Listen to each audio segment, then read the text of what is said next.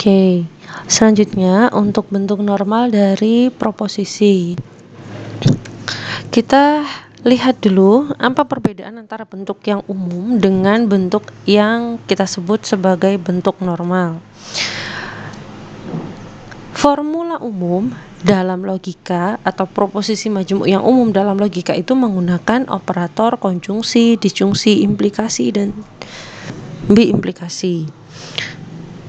Sedangkan kalau bentuk normal atau proposisi majemuk atau formula yang sudah bentuk normal, dia hanya menggunakan operator konjungsi dan disjungsi saja. Ini perbedaan yang sangat mendasar.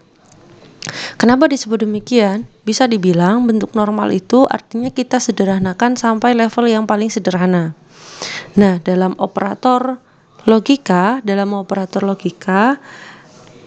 antara konjungsi, disjungsi, implikasi, dan biimplikasi, konjungsi dan disjungsi itu dua operator yang sifatnya dia lebih dasar. Jadi operator yang paling basic di antara empat itu adalah konjungsi dan disjungsi. Sehingga yang namanya bentuk normal itu artinya kita kembalikan ke bentuk yang paling basic. Jadi dia hanya menggunakan operator yang paling sederhana, yaitu konjungsi dan disjungsi. Jadi konjungsi atau disjungsi, tidak harus ada dua-duanya, tapi menggunakan konjungsi atau disjungsi saja. Kalau ada implikasi dan biimplikasi bagaimana, Bu? Kita ubah ke bentuk lain yang ekuivalen, yang tidak mengandung implikasi maupun biimplikasi. Nah, itulah tadinya kegunaan teorema ekuivalensi itu. Gunanya untuk mengubah-ubah bentuknya supaya dia bisa menjadi bentuk yang normal, gitu ya. Jadi kalau dalam satu proposisi dia masih mengandung implikasi dan biimplikasi, berarti dia belum normal. Tapi kalau kalau dalam satu proposisi dia masih mengandung implikasi dan biimplikasi, berarti dia belum normal. Tapi kalau sudah tidak ada implikasi dan biimplikasi gitu ya, tersisa konjungsi disjungsi saja, berarti dia sudah dalam bentuk normal. Gitu. Ada dua jenis bentuk normal dari proposisi. Dua jenis ya. Yang pertama disebut sebagai normal konjungsi, yang kedua disebut sebagai normal disjungsi.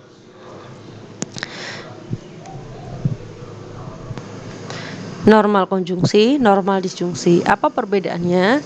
Bisa dilihat di sini. Normal konjungsi itu artinya penghubung utamanya adalah konjungsi. Sebaliknya, normal disjungsi, penghubung utamanya adalah disjungsi. Apa yang dihubungkan? Yang dihubungkan adalah F, formula. Ingat, formula itu proposisi majemuk. Apa harus selalu majemuk, Bu? Tidak. Tunggal juga boleh, tapi di sini ini saya masukkan F1 sampai Fn. Saya pakainya formula. Kenapa? Karena kalau proposisi termasuk di dalam formula, tapi kalau formula dia lebih luas dari proposisi, jadi tidak bisa disebut sebagai proposisi gitu ya. Sehingga di sini kita menyebutnya adalah formula. Ada formula 1, formula 2, formula 3 dan seterusnya. Dalam normal konjungsi konjungsi ini memisahkan antar formula atau proposisi. Kalau misalkan tunggal, memisahkan antar formula atau antar proposisi sebagai penghubung utama. Tapi kalau formula ini, kalau yang dihubungkan ini berbentuk proposisi, berarti kan aman gitu ya, proposisi gitu aja. Tapi kalau yang di sini ini bentuknya adalah formula, maka formula ini yang di dalamnya F1, di dalamnya F2, di dalamnya F3 atau dan seterusnya itu, maka dia harus menggunakan tanda yang sebaliknya. Jadi penghubung utamanya konjungsi, maka yang ada di dalam formula pertama ini nanti akan beroperator disjungsi.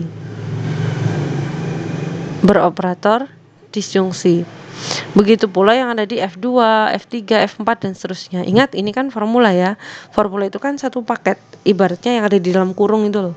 Maka yang di dalam kurung ini nanti dia harus kebalikannya, dia merupakan disjungsi. disjungsi. Begitu pula dengan normal disjungsi. Kalau normal disjungsi, penghubung utamanya disjungsi. Tapi yang ada di dalam formula-formula ini dia adalah konjungsi. Jadi kebalikannya gitu ya. Kebalikannya. Nah, ini kita sebut sebagai formula, ini kita sebut sebagai penghubung utama. Tadi sudah sempat saya singgung di video sebelumnya, penghubung utama itu apa? Penghubung yang sifatnya itu dia tidak hanya menghubungkan formula, tapi dia tidak hanya menghubungkan antar proposisi, tapi menghubungkan antar formula. Jadi kedudukannya lebih kuat. Gitu ya. Lebih kuat. Jadi ini kita kenalan dulu basicnya, dia tidak boleh ada lagi implikasi dan biimplikasi. Selanjutnya, normal itu ada dua, ada normal konjungsi, normal disjungsi, tergantung apa operator utamanya. Kalau operator atau penghubung utamanya adalah disjungsi, berarti dia adalah normal disjungsi. Tapi kalau operator utamanya adalah konjungsi, berarti dia adalah normal konjungsi, gitu ya. Nah, selanjutnya ini adalah ciri-ciri proposisi yang sudah berbentuk normal ya. Tidak terdapat operator implikasi maupun biimplikasi. Jelas ya, ini yang dari pertama tadi. Kemudian, kalau ada simbol negasi, artinya kalau ada sesuatu yang dinegasikan, maka itu pasti adalah berupa atom. Tidak boleh ada negasi yang berdiri di depan formula. Jadi, ketika ada negasi, harusnya dia sudah dibongkar dan diberikan ke dalam masing-masing atom. Dalam hal ini, kita akan menggunakan hukum-hukum negasi yang tadi sudah kita gunakan, misalkan hukum De Morgan, atau negasi implikasi, negasi biimplikasi, tadi gitu ya. Jadi bukan di depan formula. Kalau masih ada negasi yang ada di depannya formula, maka berarti dia pasti belum normal. Kemudian tidak ada kurung ganda dalam satu baris dengan operator yang berbeda. Tidak ada kurung ganda dalam satu baris dengan operator yang berbeda. Perhatikan contohnya ini. Nah, yang pertama, ini kita katakan dia belum normal. Kenapa? Ini yang disebut sebagai ada negasi di depan formula. Nah, ini loh negasi ini. Kenapa? Ini kan formula ya, satu paket dalam satu kurung. Operatornya konjungsi. Nah, ada negasi yang di luar kurung. Berarti negasi ini kan masih berlaku untuk satu keseluruhan paket ini kan. Tidak boleh. Harusnya negasinya sudah ada di depan masing-masing atom. Kayak ini. Ini negasi Q ini namanya negasi yang berdiri di depannya atom. Atau di depannya proposisi tunggal gitu. Nah, caranya bagaimana supaya dia bentuknya normal? Maka kita perlu memberikan ini ke masing-masing gitu. Berlaku hukum De Morgan gitu. Diubah bentuknya. De Morgan dia menjadi negasi P disjungsi negasi Q, atau negasi Q-nya itu boleh langsung diganti dengan Q. Jadi ini kalau mau dinormalkan maka dia menjadi negasi P disjungsi Q. Gitu ya. Jadi intinya ini belum normal karena alasannya ini masih ada negasi yang di depan formula. Yang kedua, ini juga belum normal. Jelas ya, karena masih ada operator implikasi gitu. Bagaimana caranya supaya implikasinya hilang? Kita ubah ke bentuk lain yang ekuivalen dengan implikasi. Gitu ya, tanpa harus menambahkan negasi karena kan karena kan ya kalau nggak diminta nggak usah nambah-nambahin gitu. Apa bentuknya? Nah, ini Anda bisa lihat di teorema ekuivalensi nomor 19. Itu caranya. Caranya seperti itu ya. Kalau mengubah bentuk implikasi P maka Q itu dia ekuivalen dengan negasi P atau Q. Negasi P atau Q itu kalau normal P maka Q ya. Lah di sini ini kan P maka negasi Q. Berarti bentuk ekuivalennya apa? Negasi P disjungsi negasi Q gitu ya. Nanti dicek, diulang-ulang. Tadi yang barusan saya omongin, di playback, kemudian cek teorema, kemudian tulis ulang. Yang ketiga, dia juga belum normal yang seperti ini. Karena ada kurung ganda dengan operator yang berbeda gitu. Kurung ganda itu seperti ini, tapi ini cuma contoh ya. Nanti kita aplikasikan di soal aja. Nah, kira-kira contohnya seperti ini. Ini tetap saya tulis di atas supaya kita tetap selalu ingat. Kita coba ke contoh yang pertama, yaitu normal disjungsi. Nah, saya ambilkan dari bukunya Pak Munir ya. Misalkan ada formula P disjungsi negasi Q maka R diminta mengubah ke dalam bentuk normal, dan normal yang di request adalah normal disjungsi. Ya berarti kita nganut ya, normalnya kita ubah ke normal disjungsi. Bu, gimana kalau soalnya itu nggak ditentukan apakah harus normal disjungsi atau konjungsi? Oh ya, berarti bebas, boleh dinormalkan ke konjungsi, boleh dinormalkan ke disjungsi gitu ya. Nah, jawabnya seperti ini. Yang pertama, kita hilangkan dulu tanda implikasi. Ini prioritas. Prioritas pertama adalah menghilangkan tanda implikasi. Itu sangat perlu ya. Nah, karena implikasinya ada di luar seperti ini. Nah, ini berarti anggapnya bagian ini adalah P. Bagian ini adalah Q. Ibaratnya seperti itu. Terus kita pakai hukum implikasi. Ingat di teorema ekuivalensi nomor 19. Cek ya nanti di teorema nomor 19. Jadi ibaratnya yang depan ini anggaplah dia seperti yang P-nya di situ, di sini Q. Bentuk ekuivalennya adalah negasi P disjungsi Q. Berarti negasi P ini kan yang dianggap P, berarti negasi dari ini disjungsi Q, kan gitu kan, di belakang Q yang bertindak sebagai Q kan saat ini kan R, berarti ini adalah R. Kita tulis hukumnya di sebelah kanan supaya apa? Supaya kita cepat hafal nantinya. Saya pun selalu seperti itu. Saya tulis hukumnya di sebelah kanan supaya kita cepat hafal. Oh, ini hukum ini hukum ini gitu. Ketika latihan, tuliskan hukumnya di sebelah kanan. Gitu. Nanti sampai belakang saya tetap akan meminta Anda menulis ini. Kenapa? Supaya nanti di semester-semester selanjutnya Anda akan sering hafal. Oh, ini hukumnya ini. Oh, ini hukumnya ini dan seterusnya gitu ya. Nah, dari sini tadi kan kita bisa lihat apakah dia sudah normal. Ternyata kan belum. Kenapa? Karena masih ada negasi yang di depan formula ya, di depan formula. Nah, berarti harus kita ubah lagi. Nah, belum selesai, berarti kan belum normal, harus kita normalkan. Karena trouble-nya tadi di negasi, berarti sekarang kita harus membongkar negasi ini, artinya mendistribusikan dia ke dalam formula, yang mana di sini kita menggunakan hukum De Morgan. Jadi negasinya diberikan ke masing-masing komponen seperti ini, dan juga operatornya berganti arah, hukum De Morgan gitu ya. Ini sudah berarti kan sudah diberikan ke masing-masing. Karena masih ada yang negasi seperti ini double, kita rapikan dulu lah sedikit di bawahnya. Nah, pakai tanda ekuivalen. Ingat kalau kita menyusun seperti ini, nggak boleh ini disambung terus ke kanan gitu ya. Itu sudah cara yang sangat jadul. Kalau masih ada guru sekolahnya masih ngajarin seperti itu, berarti kita perlu luruskan sekarang ya. Biarin lah. Yang itu masa lalu biarin. Sekarang kita ubah kebiasaan, kita lurusin seperti ini ya. Kalau ekuivalen di bawahnya terus, nggak boleh jadi ke kanan. Selain tidak efisien, dia juga tidak mudah untuk dibaca. Nah, kita rapikan dulu. Negasi-negasi ini sekarang dia sudah berubah menjadi Q, yang mana ini adalah dasarnya mengubahnya adalah hukum negasi ganda. Jadi dari baris kedua ke baris ketiga itu menggunakan hukum negasi ganda. Jadi hukumnya ditulis di sebelah kanan gitu ya. Kalau yang ini tadi kan dari ini ke kiri ke kanan hukumnya implikasi. Kemudian dari baris pertama ke kedua hukumnya De Morgan. Dua ketiga hukumnya ini negasi ganda. Yang lain kan masih tetap ya kan. Gitu. Nah, sampai sini kita perlu cek apakah ini sudah normal. Ternyata sudah tidak ada negasi ganda, tidak ada implikasi gitu kan, sudah nggak ada kurung ganda juga dalam satu baris. Berarti bisa kita anggap oh sudah normal nih kayaknya gitu ya, sudah normal. Berarti pada saat ini kita tinggal mengecek lagi ini apakah sudah memang merupakan normal disjungsi atau enggak gitu. Ingat, normal disjungsi berarti penghubung utamanya atau operator utamanya adalah disjungsi sesuai namanya. Nah, di sini ini perlu kita cek yang bertindak sebagai penghubung utama yang mana? Yang konjungsi ini atau yang disjungsi? Yang bertindak sebagai penghubung atau operator utama. Disjungsi ya. Di sini yang bertindak sebagai penghubung utama. Kenapa? Karena di sini si disjungsi ini dia menghubungkan antara formula yang ada di depan dengan yang ada di belakang, meskipun yang belakang hanya berupa proposisi, tapi kan dia kedudukannya sudah kuat. Sedangkan yang di sini konjungsi ini dia hanya menghubungkan proposisi negasi P dengan proposisi P dengan proposisi Q saja, jadi lebih lemah.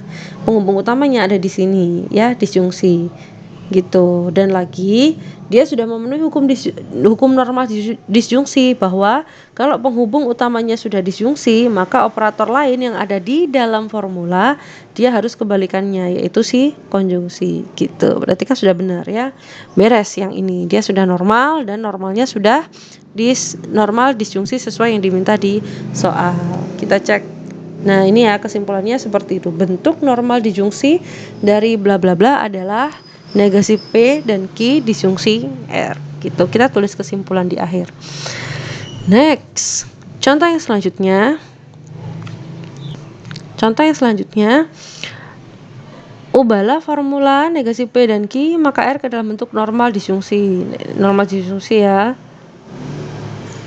Caranya sama seperti yang tadi, karena masih ada implikasi berarti harus kita ubah dulu bentuk implikasinya. Nah ini saya kasih Anda caranya menulis yang lain. Kalau misalkan dijajar ke kanan, misalkan kita nulis di sebelah kanannya itu nanti akan terlalu mepet gitu ya, nggak cukup. Ya udah berarti yang ekuivalennya aja yang pindahin ke bawahnya.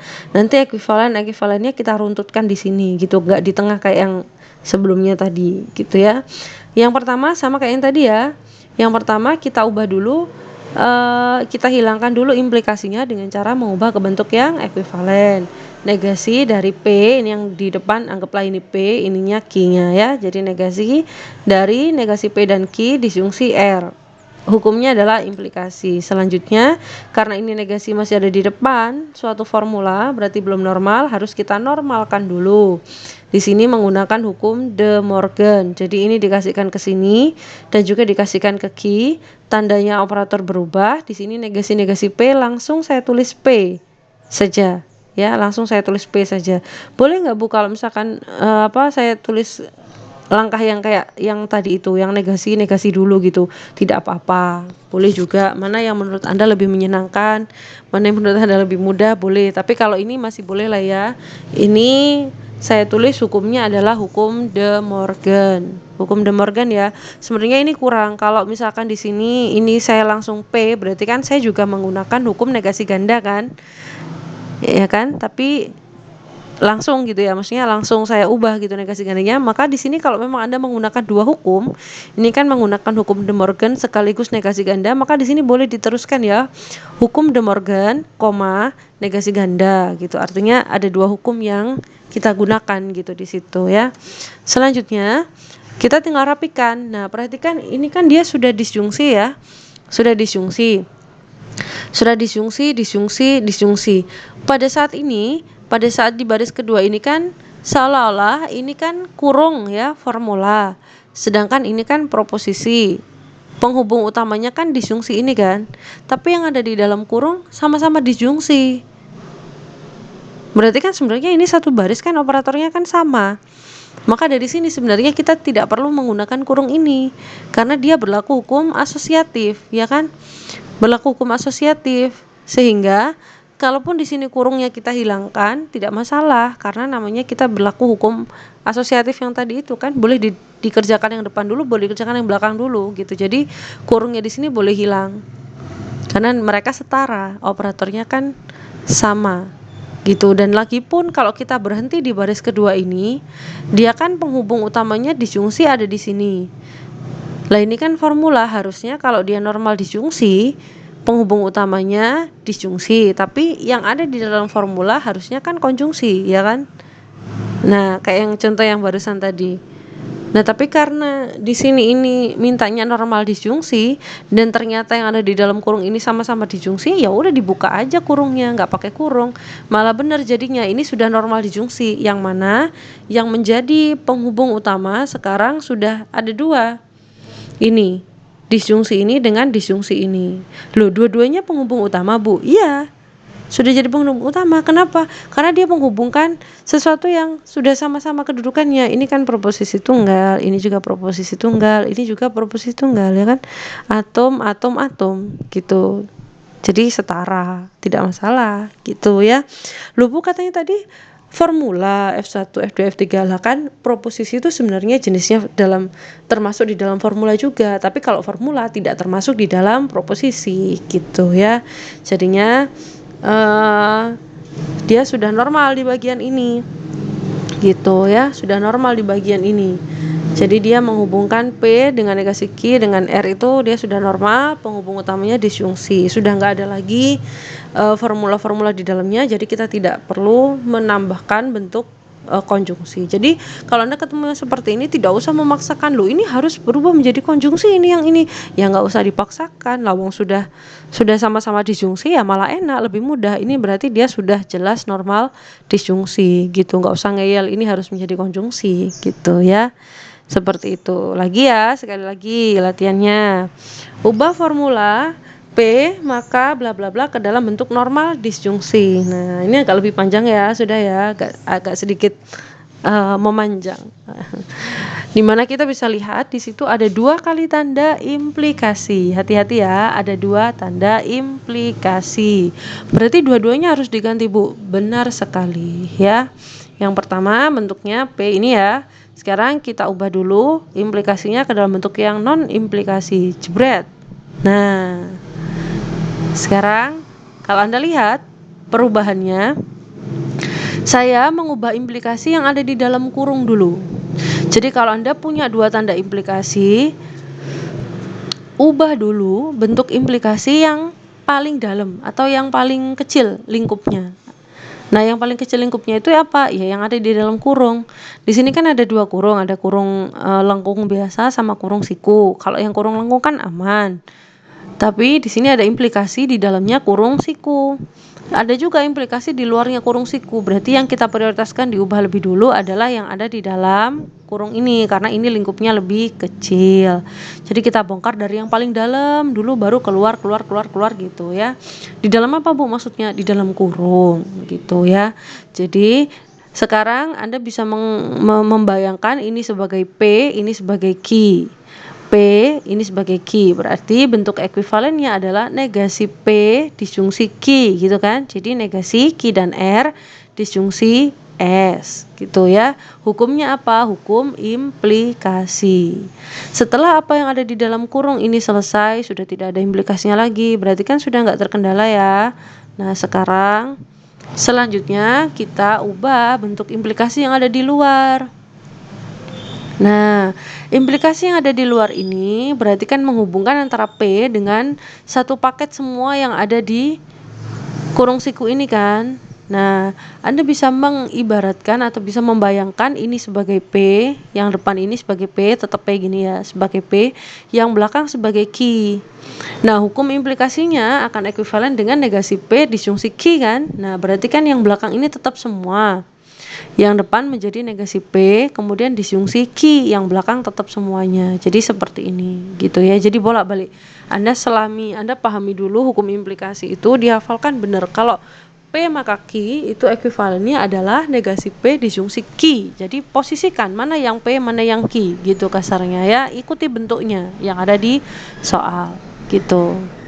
Nah, sekarang tanyakan, apakah ini sudah merupakan normal disjungsi seperti yang diminta? Gitu. Cek dulu. Ini penghubung utama yang paling besar ada di sini. Karena dia menghubungkan antara proposisi negasi P ini dengan satu paket yang di belakang ini. Besar sekali kan ini, gitu. Terus tapi di sini masih ada lagi disjungsi dan masih ada lagi konjungsi. Ya kan? Terus kalau kita lihat lagi, kita cermati, masih ada negasi yang duduk di depan formula. Nah, ini kuncinya. Ini kan negasi dari formula ini kan, berarti kan dia belum normal. Nah, ini harus dibongkar dulu berarti. Kita bongkar dulu negasinya, kita distribusikan menurut hukum De Morgan gitu. Cek dulu. Nah, kira-kira seperti ini. Menggunakan hukum De Morgan berarti kan ini diberikan ke sini menjadi negasi Q. Kemudian negasi R. Jadi negasinya dikasih R juga. Kemudian operatornya kan berbalik arah. Sehingga kita punya negasi Q disjungsi negasi R. Nah, yang belakang karena disjungsi juga, maka saya membuang kurung yang lengkung. Saya buang kurung yang lengkung. Kenapa? Karena dia setara, sama-sama operator disjungsi. disjungsi gitu ya. Dari baris ini ke sini tadi kita menggunakan hukum De Morgan, sekaligus kurungnya kita hilangkan karena memang dia setara gitu ya. Disjungsi dengan disjungsi nggak masalah, nggak usah pakai kurung gitu. Nah, setelah kita cermati lagi, sekarang kita bisa lihat apakah dia sudah normal disjungsi. Nah, kita cek bisa pakai penghubung utama yang mana gitu. Nah, kalau dilihat ternyata ini loh ternyata semuanya adalah disjungsi ya kan. Oh ya, berarti kurung siku yang di sini nih bisa dihilangkan karena dia nggak prioritas lagi. Toh operatornya sama semua satu baris. Tinggal kita hilangkan berarti. Nah, dari sini kita cek semuanya sudah beroperator disjungsi dan yang terhubung semuanya adalah formula meskipun dalam bentuk kecil, yaitu atom. Artinya semuanya sudah dalam bentuk atom. Sederhana kan? Gitu. Kemudian sudah nggak ada trouble lagi yang lainnya, negasinya sudah di depan atom dan lain-lainnya sudah beres, nggak ada implikasi, berarti dia sudah normal gitu. Jadi kesimpulannya dia ini sudah bentuk normal. Jadi kalau ditulis kesimpulannya, bentuk normal dari formula bla bla bla ini adalah yang di bawah ini gitu ya. Satu lagi kita punya contoh normal disjungsi. Satu lagi aja. Contoh normal disjungsinya. Misalkan ubah formula bla bla bla ke dalam bentuk normal disjungsi gitu. Loh, Bu, ini loh Bu, kalau dilihat kan sudah nggak ada implikasinya kan? Apakah ini belum normal? Nah, karena di sini kalau dilihat ini operator, ini kan formula, ini juga formula, gitu kan? Anda bisa lihat ini jelas belum normal karena masih ada tanda negasi di depan formula. Kemudian di sini ini kan formula, ini juga formula. Ini operator utamanya berarti kan ada di tengah ini dan dia adalah konjungsi. Sedangkan yang diminta di soal dia diubah ke bentuk normal disjungsi. Berarti kan ya memang harus diubah gitu karena memang belum sesuai dengan apa yang diminta. Kita cek. Nah, di sini bisa dilihat yang pertama, tentu yang trouble kita tangani dulu karena sudah nggak ada trouble implikasi, berarti beres perkara implikasi. Kita tinggal membongkar yang masih trouble. Di situ ternyata negasi di sini ini harus kita masukkan ke dalam masing-masing atom, ya kan? Kita menggunakan hukum De Morgan, jadinya seperti ini. Mestinya bagian ini sudah paham ya, kan sudah beberapa kali contoh. Nah, sekarang kita lihat. Di sini sudah berubah menjadi negasi P disjungsi negasi Q, konjungsi P disjungsi Q. Nah, kita cek apakah dia sudah normal? Yang dimintakan normal disjungsi. Apakah dia sudah normal disjungsi?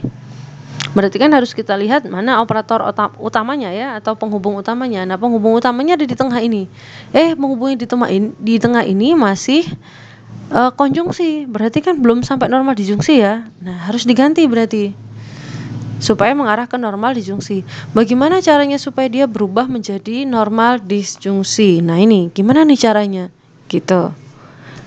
Anda bisa memanfaatkan simbol disjungsi lain yang ada dalam satu baris itu. Nah, Anda bisa lihat di sini ada disjungsi, di sini juga ada disjungsi, ya kan? Anda bisa memanfaatkan disjungsi yang di depan, bisa juga Anda memanfaatkan disjungsi yang ada di belakang untuk berubah menjadi operator utama. Pada saat ini kan kedua disjungsi ini kan belum berstatus sebagai penghubung utama kan? Nah, kita bisa manfaatkan entah yang depan atau yang belakang. Anda boleh pilih, bebas. Nah, misalkan di sini saya pakainya yang belakang. Jadi yang saya bongkar adalah yang belakang. P sama Q ini saya bongkar, artinya saya keluarkan tanda disjungsinya. Dengan cara apa? Menggunakan sifat distributif. Anda bisa bayangin sifat distributif itu berarti kan kita itu membongkar. Jadi karena yang mau saya bongkar itu yang ada di belakang, berarti yang depan ini tetap saya anggap satu paket. Dibiarkan utuh, gitu ya, dibiarkan utuh. Yang belakang saya bongkar.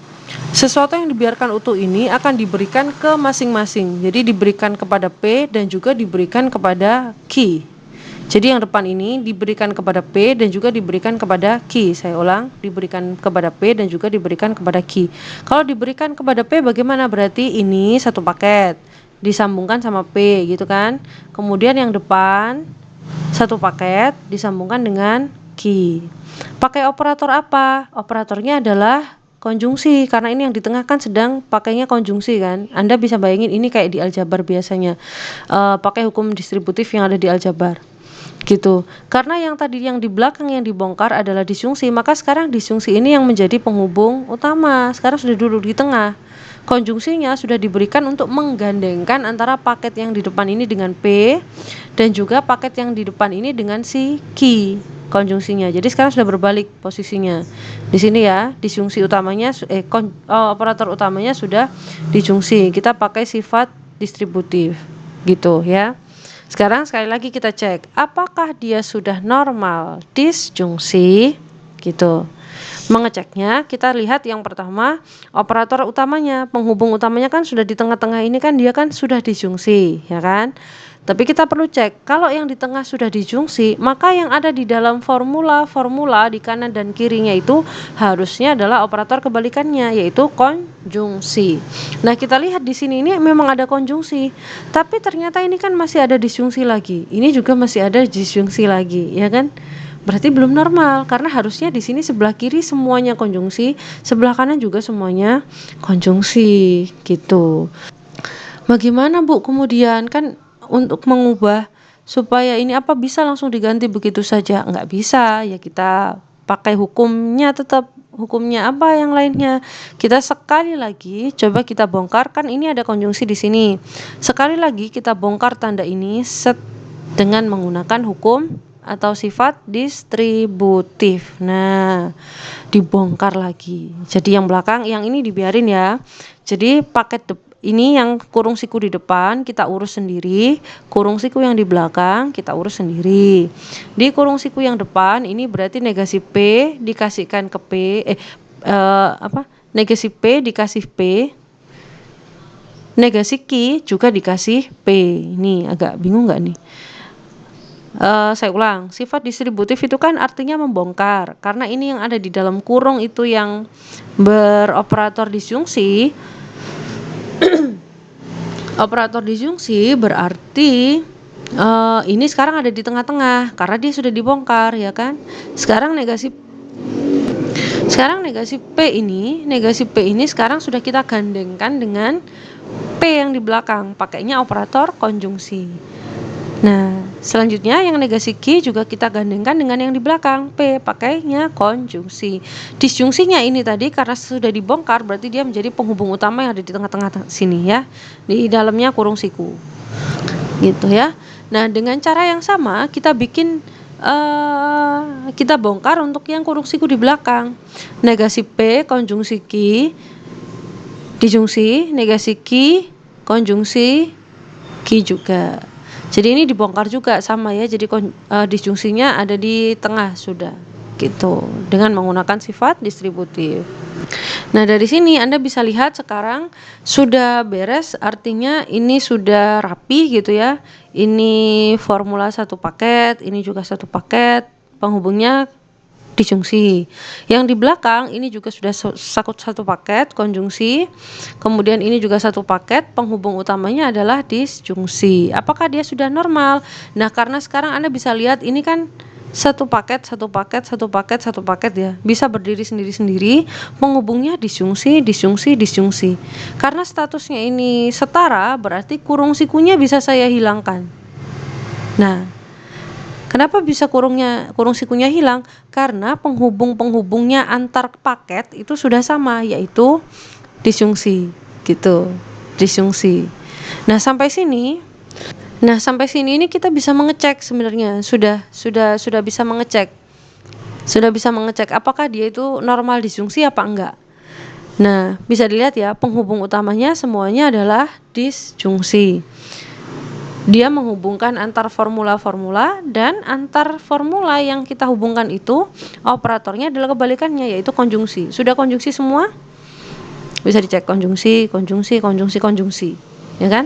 Sedangkan ini penghubung utamanya disjungsi. Maka sampai sini ini sebenarnya dia sudah normal. Sudah normal disjungsi sudah sampai sini. Sudah normal disjungsi ya. Sampai sini boleh berhenti karena sudah normal disjungsi. Sampai sini sudah normal disjungsi, jadi sudah benar ya, sudah normal disjungsi. Tapi barangkali mau diteruskan, masih bisa lagi. Saya melihat di sebelah belakang ini ada negasi P konjungsi Ki. Kalau Anda masih ingat hukum yang ada di depan teorema ekivalensi, ini bisa disederhanakan menjadi kontradiksi, hukum yang nomor kesekian.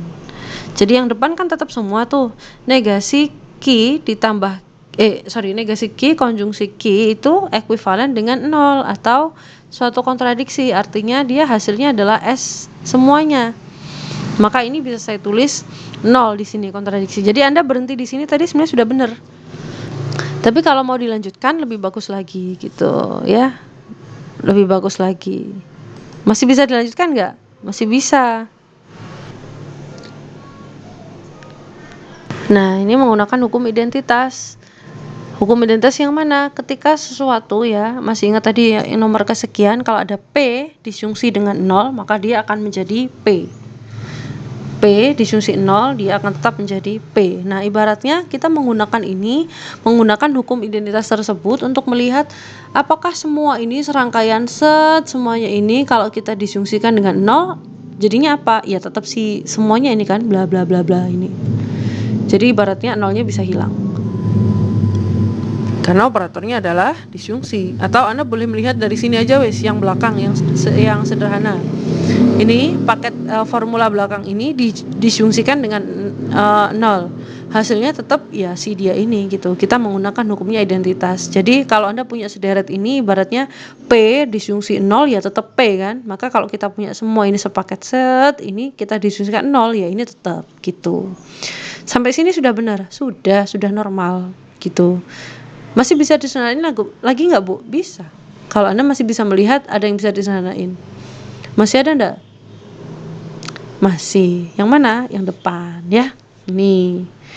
Yang depan ini negasi P dan P hasilnya 0 juga, kontradiksi kan? Sama kayak ini tadi. 0 juga. Berarti bisa disederhanain lagi Bu? Iya, kontradiksi. Setelah itu 0 disjungsi dengan sesuatu ya tetap sesuatu gitu. Menurut hukum identitas. Sama kayak yang ini tadi ya, bla bla bla disjungsikan dengan 0 ya tetap bla bla bla. 0 didisjungsikan dengan bla bla bla, hasilnya apa? Ya bla bla bla ini gitu. Ini hukum, pakainya dasarnya adalah hukum identitas. Jadi ini yang paling sederhana. Nanti kalau disuruh menyederhanakan berarti harus cari yang paling sederhana. Tapi kalau Anda cuma diminta ubah ke dalam bentuk normal disjungsi, ya sudah. Sampai sini aja sudah benar tadi gitu, karena memang sudah normal sampai sini ini gitu ya, nggak harus disederhanakan gitu. Tapi ini saya kasih contoh yang sampai menyederhanakan gitu ya gitu. Jadi ini untuk yang contoh yang normal disjungsi. Untuk yang contoh normal konjungsi saya lanjutkan di video yang selanjutnya ya.